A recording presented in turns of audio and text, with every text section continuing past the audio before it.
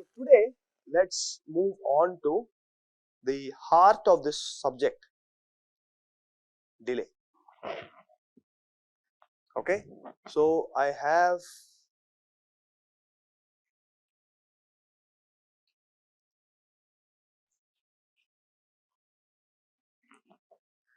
a CMOS inverter. This is WN, this is WP, and of course some channel length is there, right, but it's the same length. So going forward I will not keep mentioning this L, I will just drop it. That's assumed to be the minimum channel length at 2 lambda, we will just assume. Okay, and there is a load capacitor here. Okay, and my input is assumed to rise instantaneously from 0 to VDD. Okay, so what is the good model in order to find out how long it takes to go to the other state, and how do I model these two transistors in both cases? So it turns out that for output rising, the rising will happen through the PMOS transistor, right? And you remember that we calculated a resistance for the NMOS transistor when you discharge the capacitor, right? So similarly the PMOS will have a resistance R equivalent of P. Okay, this is my output Y. What happens to the NMOS transistor when you are rising? It will be off. Okay, similarly when the output has to fall, the PMOS transistor will be off, and it's going to get pulled down to ground through a NMOS transistor. And of course I have this load capacitor CL here.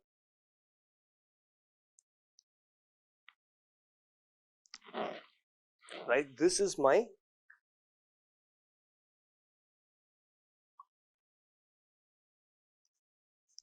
switch model. Okay, so earlier we said that okay, it doesn't matter what the size of the NMOS and PMOS transistor, widths of the NMOS and PMOS transistors are, the output logic level will swing from 0 to VDD, right? So does it mean that we don't have to worry about the sizes?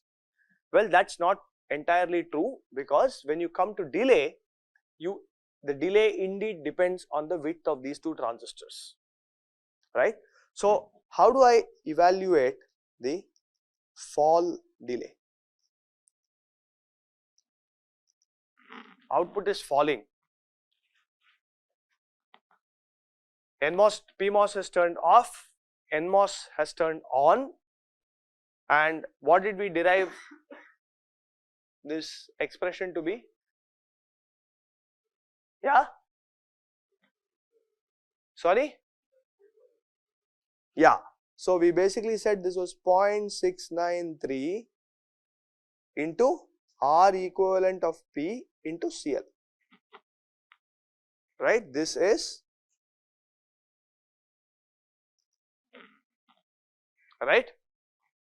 Now similarly, what's the rise delay? Is 0.693 R equivalent N into CL. No, you are right, this is N and this is P. Yeah. Okay. Now there is no reason to make the rise delay lesser than the fall delay, because in any general circuit both edges are equally important for me. When the input rises, I want the output to fall. When the input falls, I want the output to rise, but both should happen quickly enough. There are certain special cases like in memories, for example, where you might want to turn on the memory cell very quickly, but it's okay to turn it off slowly. In those cases, yes, the rise delay may be more important than fall delay. But in general, without loss of generality, it's the safest assumption to make is both edges are equally important and both delays should be similar. No reason to pick one over the other. Therefore, I would say R equivalent N equals P into CL, right? So, what was R equivalent N? 3 by 4 VDD by ID sat N, right? R equivalent P, you can check it out, it's very similar, ID sat,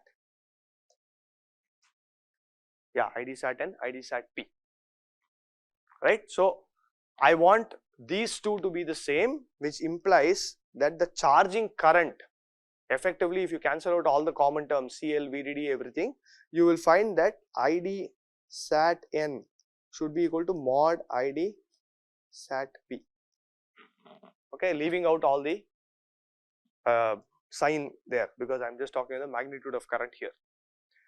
Now, for this to happen, you will find that if the technology is symmetric, VTN equal to VTP and all that, all these VDD minus VT, VD sat will all cancel out, right? All of those terms will simply go away and you will find that Kn prime Wn should be equal to Kp prime Wp, okay, I will say mod here.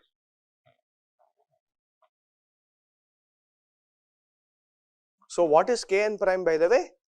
Mu n Cox Wn equal to mu p Cox Wp. Of course, you can cancel this out, which implies that Wp by Wn should be equal to mu n by mu p.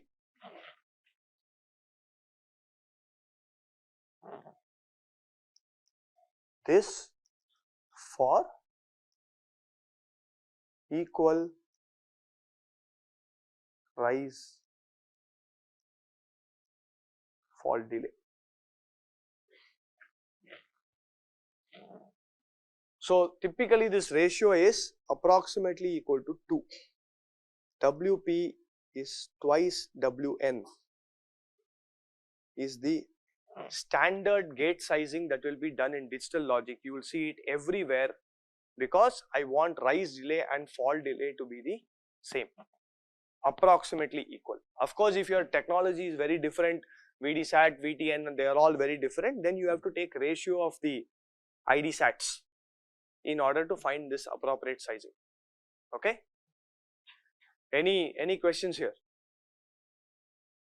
So, this 2 is a sort of a magic number that will be used.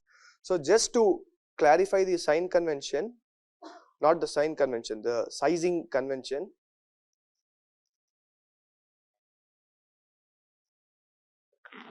We say that the length is 2 lambda, right?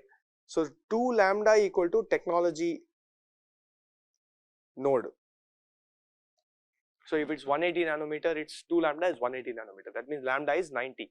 If it is a 14 nanometer technology, then 2 lambda is 14 nanometer, right? That is the convention.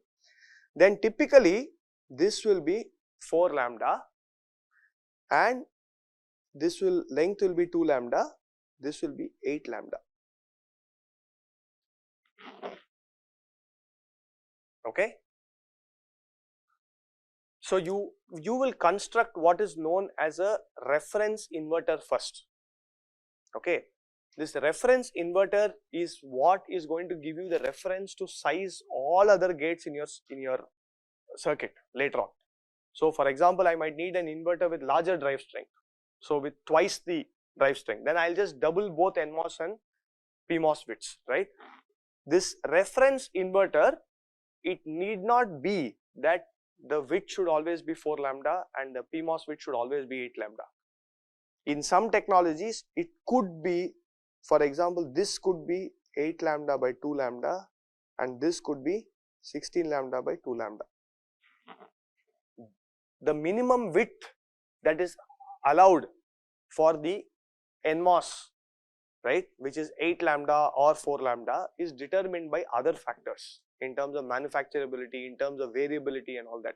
In the end of this module, I will tell you, I'll try to give you a short primer on variability so that you understand why these arguments come in, right? But in a technology, they will find out what that minimum width is. That is, that you can successfully manufacture across devices, across wafers, and consistently give you the same current and same manufacture width. Then based on that, you will size the other guy to be twice that. Okay, so nothing sacrosanct about 4 lambda. Clear? Yeah. So let us now look at the transient response.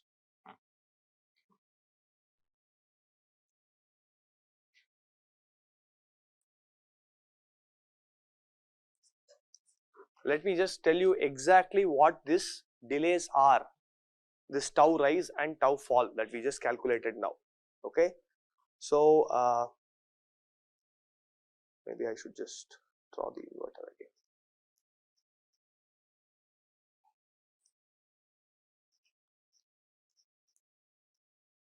CL, V in, V out, and this is my WN, WP. Okay, so my V in, right, is initially assumed to be, in reality, by the way, let's just look at the real case, like this.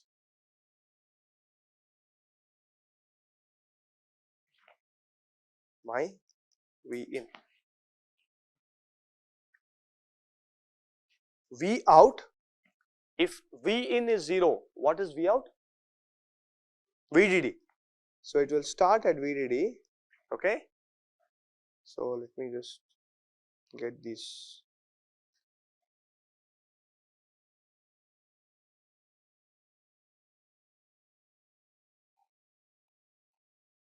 It will start at VDD,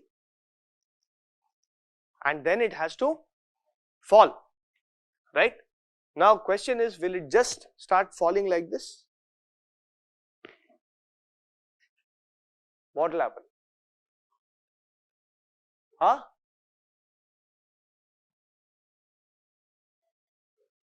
Huh? No, it will fall with a delay, yes. So I'm saying, yeah, it will fall with a delay. So maybe, yeah, I can draw it till here, right? And then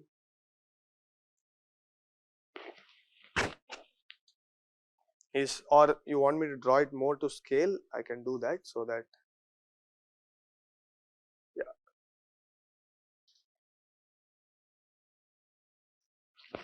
Is this how it will be? Why?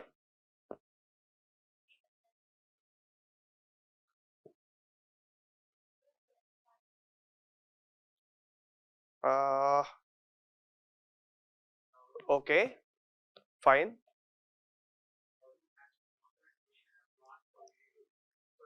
So if you remember, this is the VDD by 2 point, right? Now this is, so there is a delay clearly, right? So I'm asking you, is that all that will happen? What are the capacitances now? Between the input and the output, is there any capacitance? Which capacitance is there between the input and the output? Yeah, gate to drain of both NMOS and PMOS, right? Because remember, for both of them, this is drain, source, source. So there is a CGD which is sitting between input and output like this, right? Therefore, this cannot happen like that. As soon as this input rises, the voltage will not change instantaneously across that capacitor, the CGD capacitor. Therefore, this will go up slightly and then drop all the way down.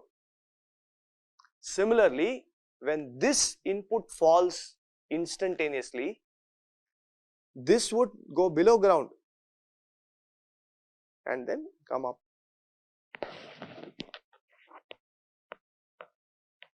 Is that right? You agree with me or not? You don't. Why not? It's an instantaneous thing that it is going.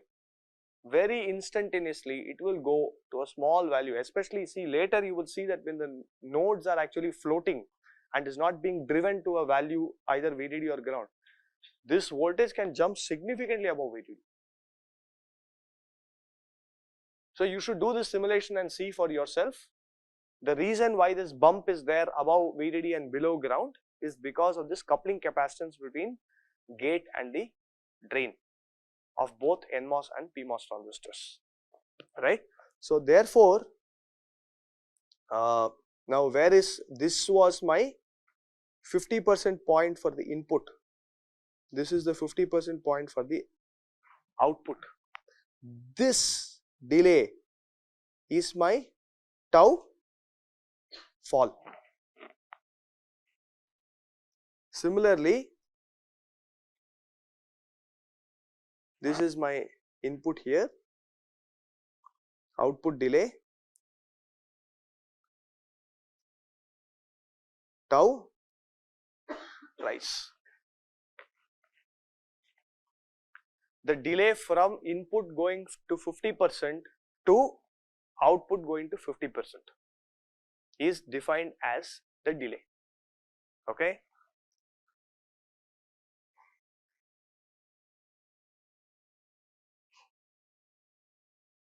Input 50% to output 50%, okay?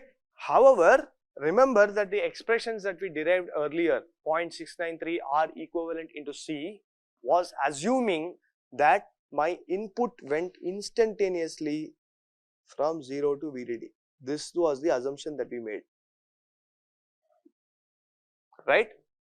So if you look at that delay, I mean that case, the delay would happen earlier, like this.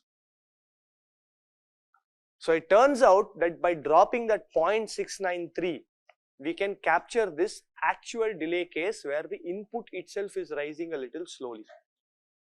Input, when it has a finite rise time within reasonable limits, then the output will, take slightly longer. How much longer? It turns out that if you drop that 0.693 R equivalent into C, that's a fair estimate of the delay, and therefore we will simply say that this is equal to R equivalent N into CL, and this is equivalent to R equivalent P into CL.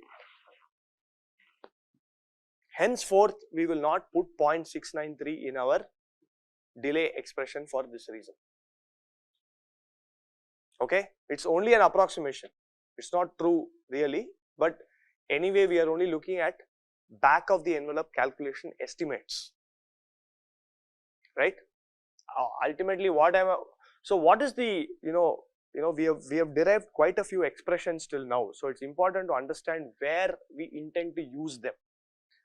I am not, for example, trying to use these expressions of delay and other things to figure out if inverter A is 5% faster than inverter B.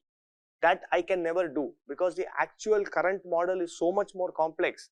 I can never capture all that in my equations here, in these back of the envelope calculations. But with these expressions, I can always tell you if inverter A is 50% faster than inverter B, or maybe 30% faster.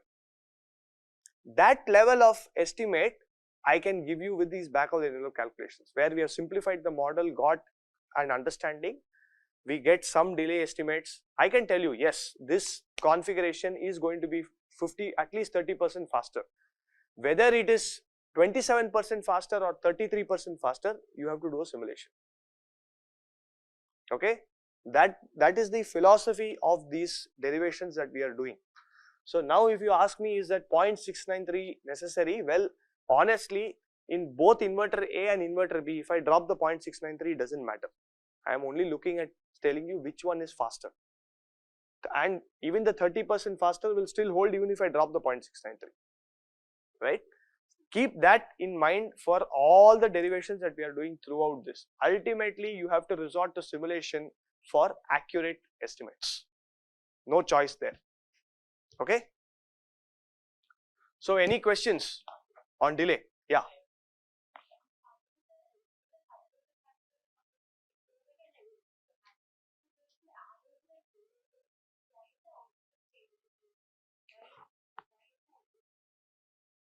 No, the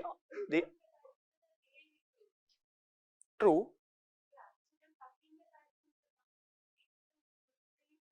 Correct. No. See, the voltage cannot change instantaneously across the capacitor, right? So the C dV by dt, you cannot have an instantaneous change, which means that there is an infinite current otherwise. Correct. So to maintain that, the other end will also follow the input for a short while. Right? This is a sort of a very high frequency switch that's happening when the input changes instantaneously. Therefore, the other plate of the capacitor will follow this node a little bit, and that's why that initial bump is happening there. No, that's why it's not following exactly. It's not, for example, this node is just not going up like this, right? The input is actually going all the way to VDD. That's not happening. It just that momentary thing, it will go, and then of course the other NMOS, now the NMOS transistor turns on, and so therefore it will fall. So there are multiple effects happening there, right? One is the capacitor which is causing this coupling. Other is the NMOS transistor is now turning on. So now that will take on and then pull that node voltage down, right? However, if it was not, if the NMOS did not turn on, let's say, okay, in this process, then this node voltage would jump to a much higher value, and it would actually remain there after that. It can remain at a value much higher than VDD after that, because nothing is there to pull it down. This is what I meant when it's called a floating node. I'll come to this later. Okay, you will see this happen in your simulations also. Okay? Yeah.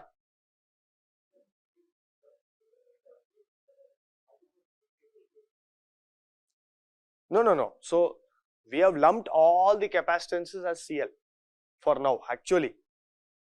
Later I'll show you how we are going to account for all these capacitances. It does come into the picture.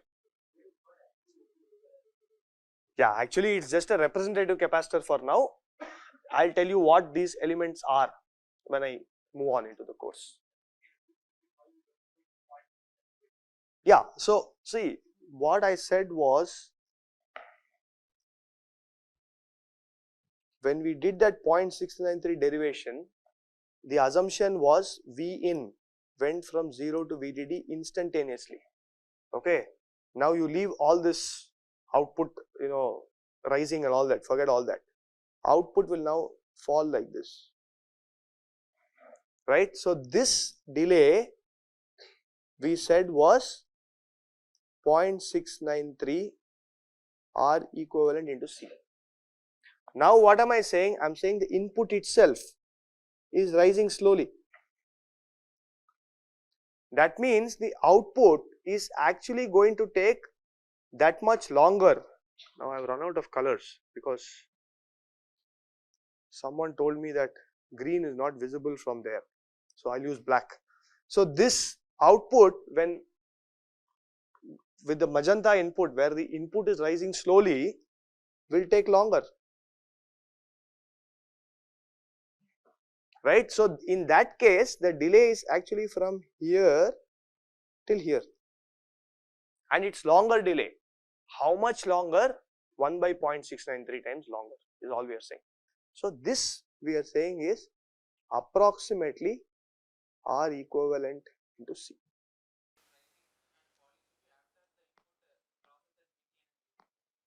Output?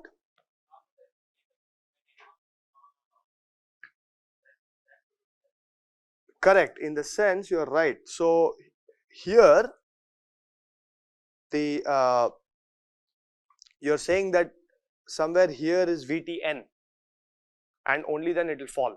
Correct. So what will you're right. So what will happen is, until VTN, that capacitor will be floating, in the sense the output will just follow the input. Then the NMOS turns on, then it will start dropping. You're right. So again, it's too cluttered for me to show all of that here, but you're right. You have to look at the point at which, at VTN, up to VTN, it will follow, output will follow the input and then start falling. Any other questions on delay? Okay.